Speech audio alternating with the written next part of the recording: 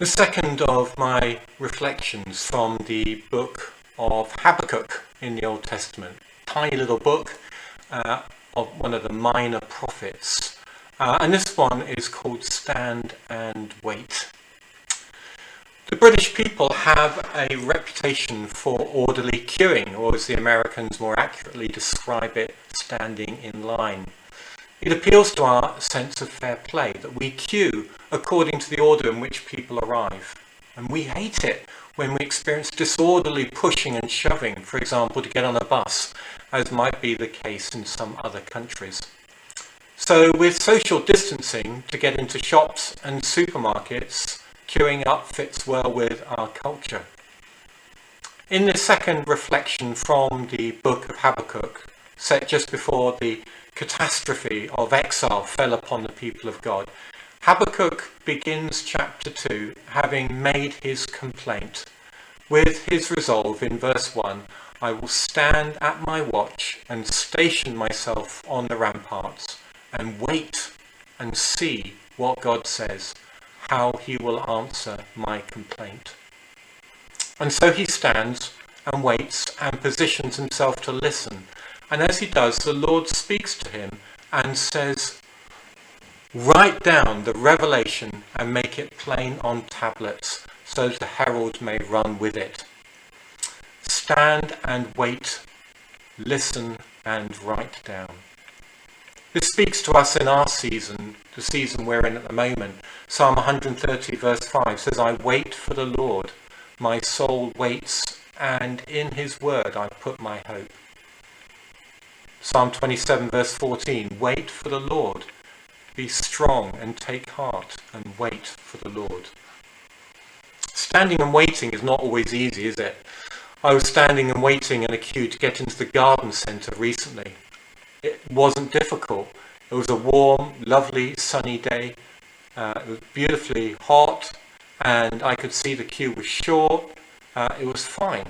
I knew how long I was going to be waiting for. I could estimate. But what if we are queuing and there's no end in sight and it's wet and it's cold? That might be a completely different story. Jesus resolved to wait 2 days after the news that his friend Lazarus was desperately ill and near death.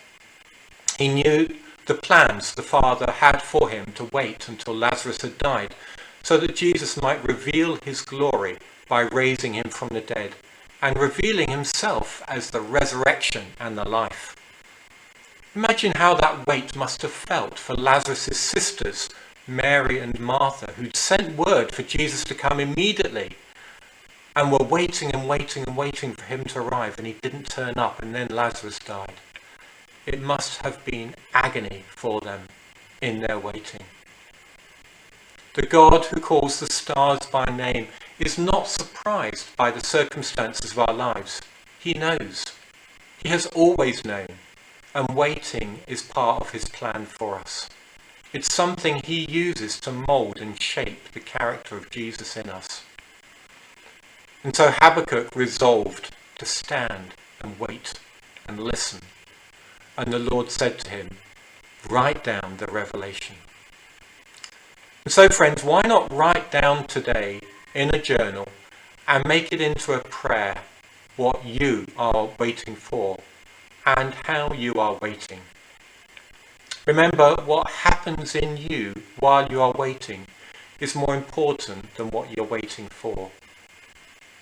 Let me take you back to David's Psalm 27, which concludes with his seeking after God with the words, I am still confident of this. I will see the goodness of the Lord in the land of the living. Wait for the Lord, be strong and take heart, and wait for the Lord. So friends, the next time you are in a queue with your face covering on, waiting and wondering how long, think of Habakkuk standing and waiting and listening, and use that moment to ask the Holy Spirit to speak to you in your waiting, and then listen to what he says.